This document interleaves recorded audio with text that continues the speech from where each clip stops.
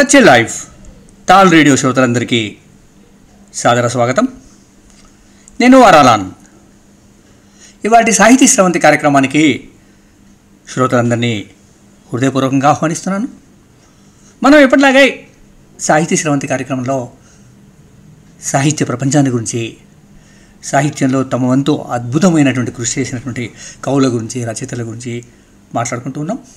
దాంట్లో భాగంగా ఇవాళ సాహితీ స్రవంతిలో కె సచ్చిదానందన్ గురించి కొన్ని విషయాలు నేను మీతో మాట్లాడుకుంటాను. సచ్చిదానందన్ కేరళకు చెందిన ఓ గొప్ప కవి, రచయిత, విమర్శకుడు, అనువాదకుడు, ప్రపంచవ్యాప్తంగా పేరున్నటువంటి ఒక గొప్ప మనిషి. సచ్చిదానంద్ మలయాళ కవిత్వంలో ఆధునికతకు పాదులు వేసిన కవుల్లో ముందు వరుసలో ఉన్న కవి సచ్చిదానందన్. ఆయన ఇప్పటివరకు మలయాళంలోనే 60కి పైగా పుస్తకాలు వెలువరించారు.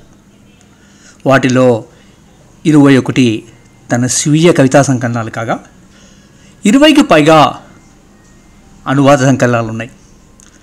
ఆయన పలు నాటకాలు, వ్యాసాలు, యాత్రా చరిత్రలు, ఆంగ్లంలో పలు విమర్శనా గ్రంథాలు వెలువరించారు. అంతేకాదు ఆయన సమగ్ర కవితా సంకలనం కూడా వెలువడింది.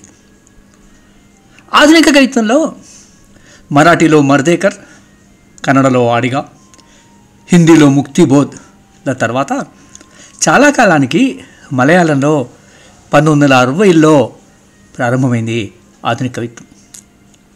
ఆధునికత ఎస్వి కృష్ణ వారియర్ రచనల్లో మొదట ధ్వనించినప్పటికీ ముఖ్యంగా మలయాళానికి సంబంధించి ఆయప్ప పనిక్కర్, కక్కడ్, అత్తూర్ రవివర్మల ఆధునికత విస్తరించిందని చెప్పుకోవచ్చు. వారి రచనల ప్రభావంతో సచ్చిదానందన్ తన తరంలో అత్యంత ఆధునికమైన కవిగా నిలబడ్డాడు.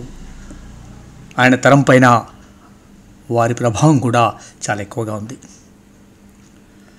Poetry as I conceive it is no mere combinatorial game.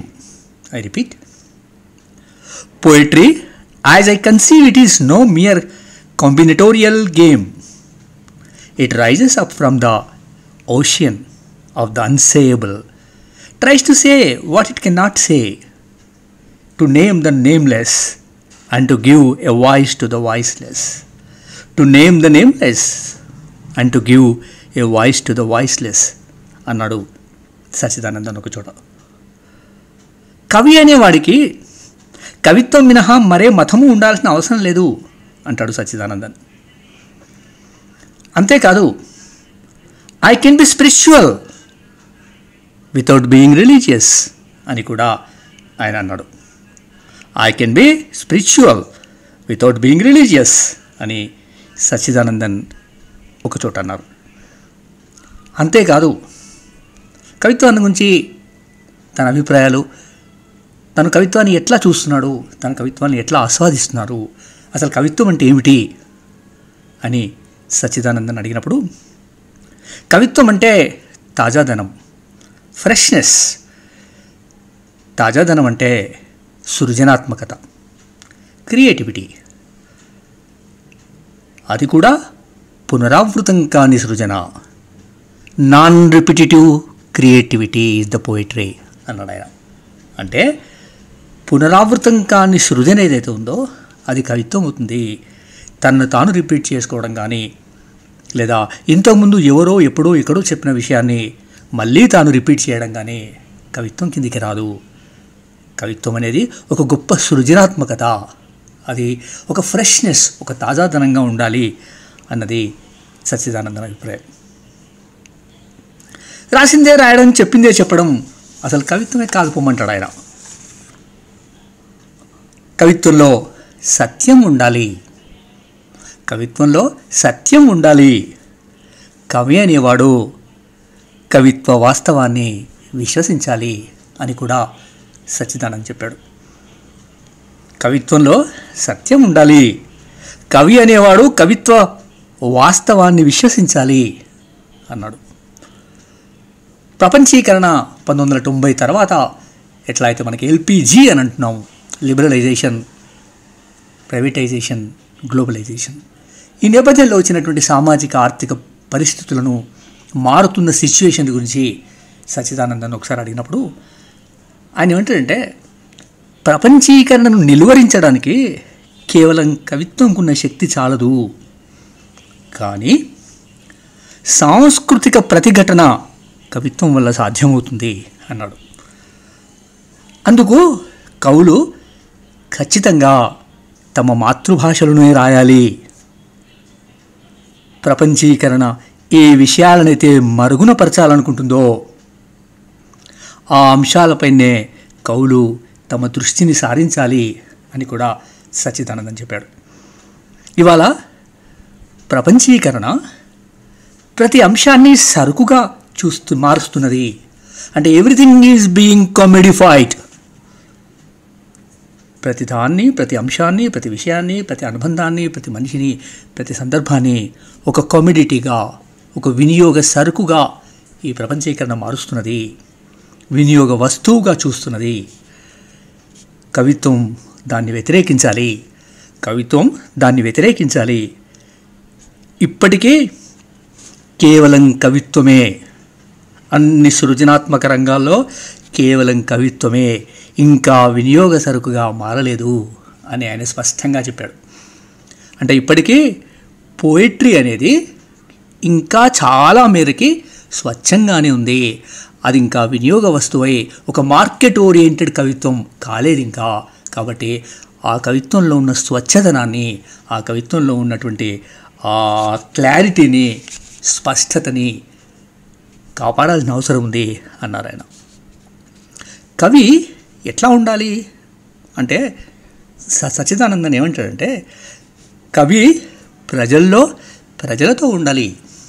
కవి ప్రజలతో ఉండాలి, ఆలోచించాలి, విశ్లేషించాలి, నిరంతరం రాస్తూనే ఉండాలి.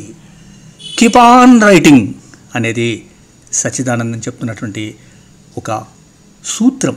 ఒక మంచి కవి కావాలంటే కవికి ఉండాల్సిన లక్షణం ఏంటంటే, కవి ప్రజల్లో ఉండాలి, ప్రజలతో ఉండాలి, ప్రజల గురించి ఆలోచించాలి, ఆలోచించిన విషయాల్ని విశ్లేషించాలి, నిరంతరం రాస్తూ ఉండాలి.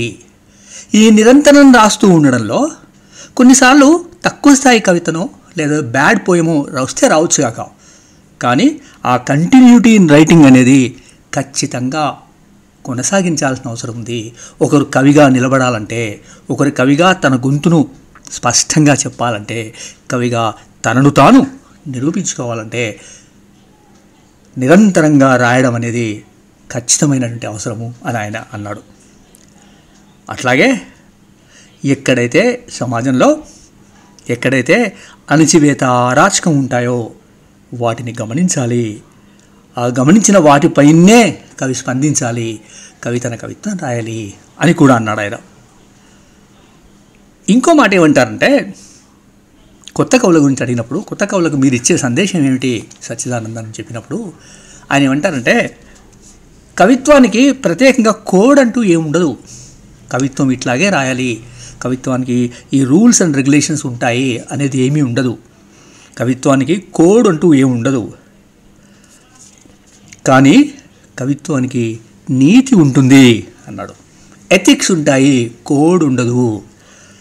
ఆ ఎథిక్స్ ఏమిటి అనంటే, కవి తనకు తాను నిష్కపటంగాను నిజాయితీగాను ఉండాలి. ఎవరి కోసమో ప్రపంచం కోసమో కాదు. కవి అనేవాడు ఖచ్చితంగా తనకు తాను నిష్కపటంగా నిజాయితీగా ఉండాలి అని కూడా సచ్చిదానందన్ చెప్పాడు. సచ్చిదానందన్ కవిత్వంలో ఆధునికతతో పాటు సరళత, సూటిదనం, ప్రతీకాత్మకత, వ్యంగ్యం మనకు ముఖ్యంగా కనిపిస్తాయి. ఆయన కవిత్వం నిండా న్యాయం, స్వేచ్ఛ, ప్రేమ, ప్రకృతి, భాష, మరణం, దుఃఖం ఇవన్నీ ప్రధాన అంశాలుగా మనకు గోచరిస్తాయి. సచ్చిదానందన్కి కేవలం కవిత్వమే కాదు, సంగీతం, పెయింటింగ్, సినిమాల పట్ల కూడా గొప్ప ఆసక్తి ఉంది. అంటే ఒక మల్టీ ఫేస్టెడ్ ఆర్టిస్ట్ ఎట్లా అయితే ఒక బహుముఖీనమైనటువంటి కళాకారుడు ఉంటారో ఆ కళాకారునికి ఉన్నటువంటి మొత్తం లక్షణాలన్నీ కూడా మనం సచ్చిదానందంలో చూడవచ్చు. సచ్చిదానందన్ వాటన్నిటినీ అధ్యయనం చేసి అనుభూతించే తత్వం కూడా అలవరుచుకున్నాడు. అంటే కేవలం కవి కవిత్వం మాత్రమే రాయాలి, కథకుడు కథలే రాయాలి, నవలాకారుడు నవలలే రాయాలి, నవలలే చదవాలి, కథలే చదవాలి, కవిత్వమే చదవాలి అనేటువంటి నిబంధన సరికాదు. సృజనాత్మక రంగంలో ఉన్నటువంటి భిన్నమైనటువంటి రూపాలు, భిన్నమైనటువంటి పార్శ్వాల్ని చూసినప్పుడు, అధ్యయనం చేసుకున్నప్పుడు, అర్థం చేసుకున్నప్పుడు తన కవిత్వం మరింత పరిపక్వమవుతుంది, తాను చేసే సృజన మరింత ప్రభావవంతంగా ఉంటుంది అని సచ్చిదానందన్ విశ్వసించాడు. అందుకే ఆయన కేరళలో ఫిలిం సొసైటీ ఉద్యమం ఉధృతంగా ఉన్నటువంటి 1970 దశకంలో ఆయన మంచి సినిమాల గురించి, ఫిలిం సొసైటీ ఉద్యమాన్ని గురించి ఆలోచించాడు. ఆ ఉద్యమంలో భాగమై ఉన్నాడు. ఆ కాలంలో అదూర్ గోపాలకృష్ణన్ చిత్రలేఖ ఫిలిం సహకార సంఘం ఏర్పాటు చేసి స్వయంవరం చిత్రాన్ని రూపొందించి జాతీయ స్థాయిలో అవార్డులు అందుకుని అద్భుతమైన చిత్రంగా ప్రపంచవ్యాప్తంగా పేరు తెచ్చుకున్న ఆ కాలంలో అప్పుడు సచ్చిదానందన్ ఒక కళాశాలలో అధ్యాపకుడిగా పనిచేస్తున్నాడు. అక్కడ పనిచేసే ఇరింజిలా అనేటువంటి పట్టణంలో కూడా ఫిల్మ్ సొసైటీని స్థాపించి అప్పుడే ఆయన ఐజెన్స్టీన్, గొదార్డ్, టార్కోవ్స్కీ, కురుసోవా, ఆంజెలోపోలస్ లాంటి ప్రపంచ ప్రఖ్యాతిగాంచినటువంటి దర్శకుల సినిమాలతో రెట్రాస్పెక్టివ్లు నిర్వహించి సినిమా చైతన్యానికి తన వంతుగా తోడ్పడ్డవాడు. అట్లాగే సినిమాని అర్థం చేసుకోవడం ద్వారా తన దృష్టిని, తన అవగాహనని విస్తృతం చేసుకున్నవాడు సచ్చిదానందన్. సచ్చిదానందన్ 1946లో త్రిశూర్ ప్రాంతంలోని పుల్లూట్లో జన్మించాడు. ఆంగ్ల సాహిత్యంలో కేరళ విశ్వవిద్యాలయంలోనూ డాక్టరేట్ను, కాలికట్ విశ్వవిద్యాలయంలోనూ పూర్తి చేశాడు. సచ్చిదానందన్ మొట్టమొదట రాసి వెలువరించిన పుస్తకం కవిత్వంపై రాసిన వ్యాస సంకలనం కురుక్షేత్రం. అది సచ్చిదానందన్ రాసినటువంటి మొట్టమొదటి పుస్తకం. ఆయన రాసిన మొట్టమొదటి కవితా సంకలనం అంచు సూర్యన్, అంటే 5 సూర్యుళ్ళు అని అర్థం. అది 1970లో వచ్చింది. ఇప్పటి వరకు దాదాపు నేను ఇందాక చెప్పినట్టుగా 21కి పైగా కవితా సంకలనాన్ని సచ్చిదానందన్ వెలువరించారు. అప్పటి నుంచి అవిశ్రాంతంగా రచనలు చేస్తూ అయ్యప్ప ఫణిక్కర్ సూచనల మేరకు కాలేజీ అధ్యాపకత్వాన్ని వదిలేసి ఢిల్లీలో సాహిత్య అకాడమీ పత్రిక ఇండియన్ లిటరేచర్కి సంపాదకుడుగా చేరిపోయాడు ఆయన. అనంతరం అకాడమీ కార్యదర్శిగా 10 ఏళ్ల పాటు పనిచేశారు, కేంద్ర సాహిత్య అకాడమీ కార్యదర్శిగా. ఆ తర్వాత ఇందిరాగాంధీ ఓపెన్ యూనివర్సిటీలో స్కూల్ ఆఫ్ ట్రాన్స్లేషన్స్లో అధ్యాపకుడిగా, ఆచార్యుడిగా పనిచేసి పదవి విరమణ పొందారు. అట్లా సాహిత్య అకాడమీతో అనుబంధం ఉండడం వల్ల తనకు తాను ఎక్స్ట్రాపులేట్ కావడానికి, తనను తాను విస్తృతం చేసుకోవడానికి గొప్ప అవకాశం దొరికింది. భిన్న భాషల్ని, భిన్న ప్రజల్ని, భిన్న కవుల్ని చూసేటువంటి పరిస్థితి, అవకాశం సచ్చిదానందన్కి వచ్చింది. అట్లాగే ఆ అవకాశంతో పాటు ఆయనకు ఉన్నటువంటి కమిట్మెంట్, కవిత్వం పట్ల, సాహిత్యం పట్ల, సృజన పట్ల సచ్చిదానందన్కు ఉన్నటువంటి ఆ కమిట్మెంట్ ఏదైతే ఉందో అది బహుశా చాలా తక్కువ మందిలో కనిపిస్తూ ఉంటుంది. అప్పుడే అనేక మంది భారతీయ భాషా కవులతో పాటు అనేక మంది అంతర్జాతీయ కవుల రచనల్ని మలయాళంలోకి అనువదించే పని చేపట్టాడు ఆయన. పోలాండ్, ఇటలీతో సహా పలు జాతీయ, అంతర్జాతీయ అవార్డులు అందుకున్న సచ్చిదానందన్ పైన దర్శకుడు బాలు మీనన్ ఒక బయోపిక్ సినిమాను రూపొందించి విడుదల చేశారు. అట్లా సచ్చిదానందన్ యొక్క జీవితం మీద, సచ్చిదానందన్ కవిత్వం మీద, సృజన మీద ఒక బయోపిక్ ఫిల్మ్ కూడా వచ్చింది. ఇట్లా కేరళనే కాదు, మొత్తం దేశం గర్వించదగ్గ కవి సచ్చిదానందన్. సచ్చిదానందన్ కవిత్వం ఇప్పటికే Arabic, Assamese, Bengali, English, French, Italian, German, Gujarati, Marathi, Kannada, Telugu, Latvian, Urdu భాషల్లోకి అనువదించబడింది. ఇట్లా ఒక కవిత్వం మన దేశంలో ఇన్ని భాషల్లోకి ట్రాన్స్లేట్ చేయబడింది. అత్యంత అరుదైన విషయంగా భావించాలి. ఎందుకంటే ఒక ప్రాంతీయ కవి, ఒక మలయాళంలో రాసినటువంటి కవి ఇన్ని భాషల్లోకి ఆయన కవిత్వం అంతా ఇంత విస్తారంగా అనువాదానికి లొంగి అనువాదం చేయబడి ఆయా దేశాల్లో విస్తృతంగా ప్రచారంలోకి వచ్చిందంటే, విస్తృతంగా పాఠకుల్ని చేరిందంటే అది సచ్చిదానందన్ కవిత్వంలో ఉన్నటువంటి ఆ సాంద్రత, ఆ దగ్గరితనం, ఆ మట్టి వాసనలు, ఆ ప్రజల అనుబంధాలకు సంబంధించినటువంటి అంశాలని ఆయన కవిత్వంలో చెప్తూ వచ్చాడు. అంతలా ప్రభావితం చేసినటువంటి కవి సచ్చిదానందన్. సచ్చిదానందన్ అందుకున్న అవార్డులు, పురస్కారాలు, సన్మానాల విషయానికి వస్తే కేవలం కేరళ సాహిత్య అకాడమీ నుంచి ఆయన కవిత్వంలో, వచన రచనలో, అనువాదంలో, నాటక రచనలో, పర్యాటక రచనలో ఇట్లా 5 భిన్నమైనటువంటి పార్శ్వాల్లో, భిన్నమైన సంవత్సరాల్లో కేరళ సాహిత్య అకాడమీ అవార్డు అందుకున్నాడు.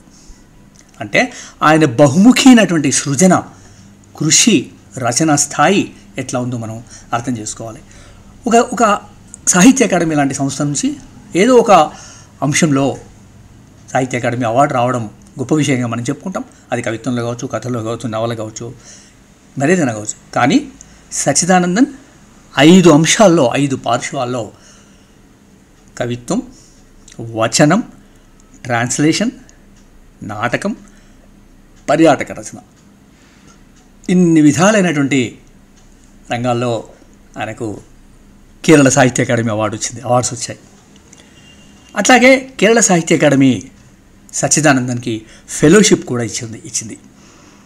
అట్లాగే కేంద్ర సాహిత్య అకాడమీ, సెంట్రల్ సాహిత్య అకాడమీ కూడా సచ్చిదానందన్ రాసినటువంటి మరన్ను వెచ్చ వస్తుకల్ అనేటువంటి కవితా సంకలనానికి సెంట్రల్ సాహిత్య అకాడమీ అవార్డు వచ్చింది. సృజన రంగంలో ఆయన చేసిన కృషి దాదాపుగా అనితర సాధ్యంగా కనిపిస్తుంది. ఆయన మలయాళంలో ప్రధానంగా ఇందాక నేను చెప్పినట్టుగా కవిత్వం రాశారు, వచనం రాశారు, నాటకం రాశారు, పర్యాటక రచనలు చేశారు.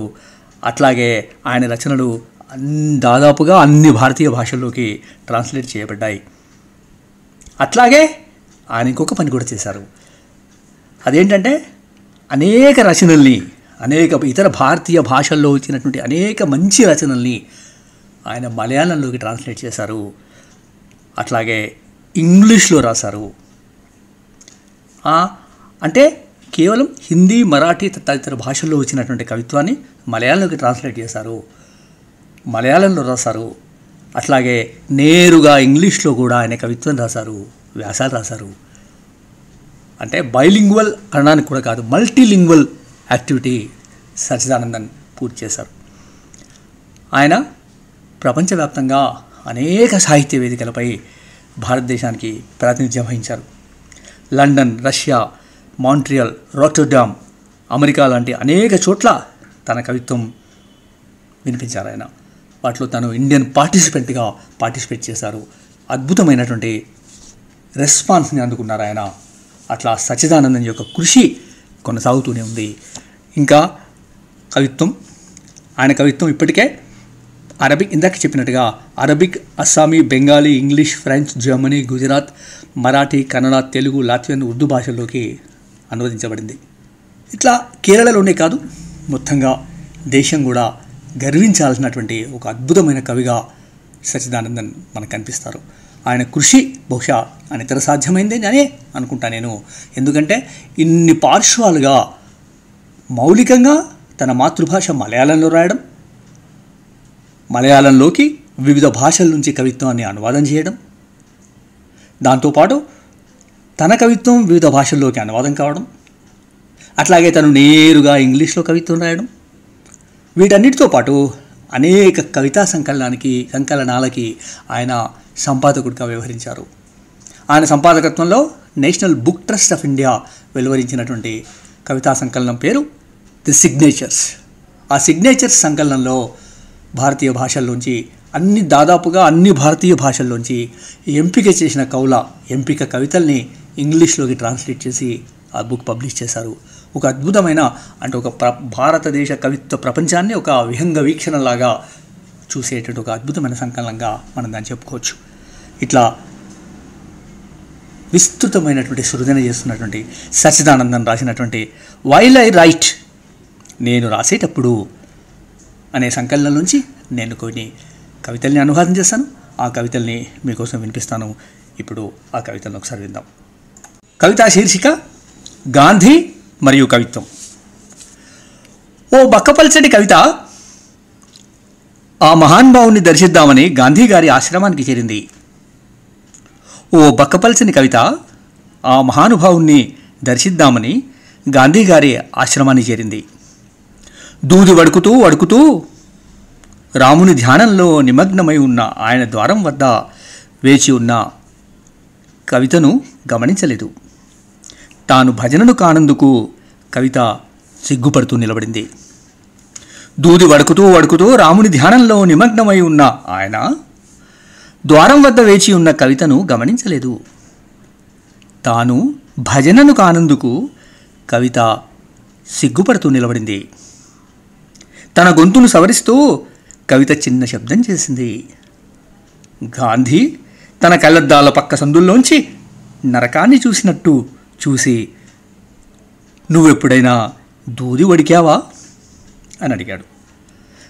తన గొంతును సవరిస్తూ కవిత చిన్న శబ్దం చేసింది. గాంధీ తన కళ్ళద్దాల పక్క సందుల్లోంచి నరకాన్ని చూసినట్టు చూసి, నువ్వెప్పుడైనా దూది వడికావా అని అడిగాడు. పాకీవాడి బండిలాగావా? ఎప్పుడైనా ఉదయాన్నే వంటగది పొగలో నిలబడ్డావా? ఆకలితో అలమటించావా అని ప్రశ్నించాడు. పాకీవాడి బండిలాగావా? ఎప్పుడైనా ఉదయాన్నే వంటగది పొగలో నిలబడ్డావా? ఆకలితో అలమటించావా అని ప్రశ్నించాడు. నేను ఓ అడవిలో ఓ వేటగాడి నోటిలోంచి పుట్టాను. నేను ఓ అడవిలో ఓ వేటగాడి నోటిలోంచి పుట్టాను. ఓ బెస్తవాడు నన్ను ప్రేమించాడు. అయినా నాకు గానం చేయడం తప్ప ఏ పని చేయడం రాదు. అయినా నాకు గానం చేయడం తప్ప ఏ పని చేయడమూ రాదు. మొదట నేను రాజస్థానాల్లో పాడాను. అప్పుడు అందంగా బలంగా ఉండేదాన్ని. కానీ ఇప్పుడు నేను వీధుల్లో సగం ఆకలితో ఉన్నాను అంది కవిత. మొదట నేను రాజస్థానాల్లో పాడాను. అప్పుడు అందంగా బలంగా ఉండేదాన్ని. కానీ ఇప్పుడు నేను వీధుల్లో సగం ఆకలితో ఉన్నాను అంది కవిత. అది మంచిదే, కానీ నువ్వు సంస్కృతం మాట్లాడే అలవాటు మానుకో. పొలాల్లోకి వెళ్ళు, రైతు కూలీల భాష విను అన్నాడు గాంధీ నవ్వుతూ. అది మంచిదే, కానీ నువ్వు సంస్కృతం మాట్లాడే అలవాటు మానుకో. పొలాల్లోకి వెళ్ళు, రైతు కూలీల భాష విను అన్నాడు గాంధీ నవ్వుతూ. దాంతో కవిత విత్తనంగా మారి పొలాన్ని చేరింది. భూమిని దుక్కి దున్నే రైతు కోసం, బీడును సస్యశ్యామలం చేసే చినుకు కోసం ఎదురు చూస్తున్నది. దాంతో కవిత విత్తనంగా మారి పొలాన్ని చేరింది. భూమిని దుక్కి దున్నే రైతు కోసం, బీడును సస్యశ్యామలం చేసే చినుకు కోసం ఎదురు చూస్తున్నది. శీర్షిక నడవ, కారిడార్. చాలా కాలంగా ఆ దారెంబడి నడుస్తూనే ఉన్నా, కానీ నా గదికి చేరలేకపోతున్నా. ఈ దారేమో భూమధ్య రేఖల గుండ్రంగా సాగుతూనే ఉంది. చాలా కాలంగా ఈ దారెంబడి నడుస్తూనే ఉన్నా, కానీ నా గదికి చేరలేకపోతున్నా. ఈ దారేమో భూమధ్య రేఖల గుండ్రంగా సాగుతూనే ఉంది. నిప్పుల కుంపటిలాగా సహారాను ఈ పాదాలతో దాటడం కష్టం. నిప్పుల కుంపటి లాంటి సహారాను ఈ పాదాలతో దాటడం కష్టం. గడ్డగట్టిన ఆర్కిటిక్ సముద్రం ఈత కొట్టడాన్ని అనుమతించదు. నాకు తెలుసు, నా గది ఎక్కడో ఒక చోట ఉంది. నిప్పుల కుంపటి లాంటి సహారాను ఈ పాదాలతో దాటడం కష్టం. గడ్డగట్టిన ఆర్కిటిక్ సముద్రం ఈత కొట్టడాన్ని అనుమతించదు. నాకు తెలుసు, నా గది ఎక్కడో ఒక చోట ఉంది. ఎప్పుడూ కలవని ఓ నిజమైన మిత్రుడు, ఎప్పుడూ రాయని ఓ నిజమైన కవిత ఆ గదిలో నా కోసం ఎదురు చూస్తున్నారు. ఎప్పుడూ కలవని ఓ నిజమైన మిత్రుడు, ఎప్పుడూ రాయని ఓ నిజమైన కవిత ఆ గదిలో నా కోసం ఎదురు చూస్తున్నారు. ఆ దారెంబడి వెళ్తున్న వాళ్ళని అడిగాను, ఈ దారెటు వెళ్తుందని. పాపం వాళ్లకు తెలీదు. గది తెరవడానికి తమ వద్ద తాళం చెవులు లేకున్నా వాళ్ళు కూడా తమ తమ గదుల కోసం వెతుకుతూనే ఉన్నారు. వాళ్లకు తెలియదు, గది తెరవడానికి తమ వద్ద తాళం చెవులు లేకున్నా వాళ్ళు కూడా తమ తమ గదుల కోసం వెతుకుతూనే ఉన్నారు. శీర్షిక వీడ్కోలు. పట్టాల మీద ఆంచిన తల పరుగు పరుగున సమీపిస్తున్న రైలు చేసే దడదల శబ్దాన్ని వింటూ, పట్టాల మీద ఆంచిన తల పరుగు పరుగున సమీపిస్తున్న రైలు చేసే దడదల శబ్దాన్ని వింటూ, ఇనుప చక్రాల కింద తన గొంతు నలిగిపోకముందే ఆలపించే కలలు నిండిన గీతం మన కవిత్వం. పట్టాల మీద ఆంచిన తల పరుగు పరుగున సమీపిస్తున్న రైలు చేసే దడదల శబ్దాన్ని వింటూ, ఇనుప చక్రాల కింద తన గొంతు నలిగిపోకముందు ఆలపించే కలలు నిండిన గీతం మన కవిత్వం. నేను రాసేటప్పుడు, వైల్ ఐ రైట్, నేను దుఃఖంతో రాస్తాను, నదులేమైనా పొంగి పొర్లుతాయా? నేను దుఃఖంతో రాస్తాను, నదులేమైనా పొంగి పొర్లుతాయా? లేదు, నా చెక్కిళ్ళు తడుస్తాయంతే, నా చెక్కిళ్ళు తడుస్తాయంతే. నేను ద్వేషంతో రాస్తాను, భూమి ఏమైనా వణుకుతుందా, కంపిస్తుందా? లేదు, నా దంతాలు విరుగుతాయంతే. నేను ద్వేషంతో రాస్తాను, భూమి ఏమైనా వణుకుతుందా, కంపిస్తుందా? లేదు, నా దంతాలు విరుగుతాయంతే. నేను కోపంతో రాస్తాను, నేను కోపంతో రాస్తాను, అగ్నిపర్వతాలు ఏమైనా బద్దలవుతాయా? లేదు, నా కళ్ళు ఎరుపెక్కుతాయంతే. అగ్నిపర్వతాలు ఏమైనా బద్దలవుతాయా? లేదు, నా కళ్ళు ఎరుపెక్కుతాయంతే. నేను వ్యంగ్యంగా రాస్తాను, ఆకాశాన రాలుతున్న ఉల్కలు ఏమైనా తలుక్కుమంటాయా? నేను వ్యంగ్యంగా రాస్తాను, ఆకాశాన రాలుతున్న ఉల్కలు ఏమైనా తలుక్కుమంటాయా? లేదు, నా పెదాలపై విరుపు కనిపిస్తుందంతే. నేను ప్రేమతో రాస్తాను, నేను ప్రేమతో రాస్తాను, నా భుజాలపై పక్షులు గూళ్ళు కట్టేస్తాయి, పూలు పళ్ళతో చెట్లు వంగిపోతాయి, పోట్లాడుకుంటున్న మనుషులు పరస్పరం ఆలింగనం చేసుకుంటారు. స్ఫటికమంతటి స్వచ్ఛ ప్రవాహంలా భాష తనెంత లోతైనదో వెల్లడిస్తుంది. నా దుఃఖం, ద్వేషం, కోపం, వ్యంగ్యం సమస్తం అర్థాన్ని సంతరించుకుంటాయి. నేనేమో కెవ్వుమంటాను సిలువపై నుండి, నేనేమో కెవ్వుమంటాను సిలువపై నుండి. నేను ప్రేమతో రాస్తాను, నా భుజాలపై పక్షులు గూళ్ళు కట్టేస్తాయి, పూలు పళ్ళతో చెట్లు వంగిపోతాయి, పొట్లాడుకుంటున్న మనుషులు పరస్పరం ఆలింగనం చేసుకుంటారు. స్ఫటికమంతటి స్వచ్ఛ ప్రవాహంలా భాష తనెంత లోతైనదో వెల్లడిస్తుంది. నా దుఃఖం, ద్వేషం, కోపం, వ్యంగ్యం సమస్తం అర్థాన్ని సంతరించుకుంటాయి. నేనేమో కెవ్వుమంటాను శిలువపై నుండి. శీర్షిక బామ్మ. మా బామ్మకు మనోవైకల్యం, మా బామ్మకు మనోవైకల్యం. ఆ పిచ్చి ముదిరి మరణానికి దారితీసింది. పిసినారి వాడైన మా మేనమామ ఆమెను సామాన్ల గదిలో గడ్డిలో చుట్టుపెట్టేశాడు. పిసినారి వాడైన మా మేనమామ ఆమెను సామాన్ల గదిలో గుడ్డలో చుట్టి పెట్టేశాడు. మా బామ్మ పొడిబారి పగిలింది. ఆమె విత్తనాలు కిటికీ అవతలికి ఎగిరిపడ్డాయి. ఎండ కాసింది, వాన కురిసింది. ఓ విత్తనం ఎదిగి చెట్టయింది. ఆమె కోరిక నన్ను తొలచివేస్తున్నది. బంగారు పళ్ళ కోతులను గురించి కవితలు రాయడానికి నేనేమైనా సాయం చేయగలనా? మా బామ్మ పొడిబారి పగిలింది. ఆమె విత్తనాలు కిటికీ అవతలికి ఎగిరిపడ్డాయి. ఎండా కాసింది, వానా కురిసింది. ఓ విత్తనం ఎదిగి చెట్టయింది. ఆమె కోరిక నన్ను తొలిచివేస్తున్నది. బంగారు పళ్ళ కోతులను గురించి కవితలు రాయడానికి నేనేమైనా సాయం చేయగలనా? నేనేమైనా సాయం చేయగలనా?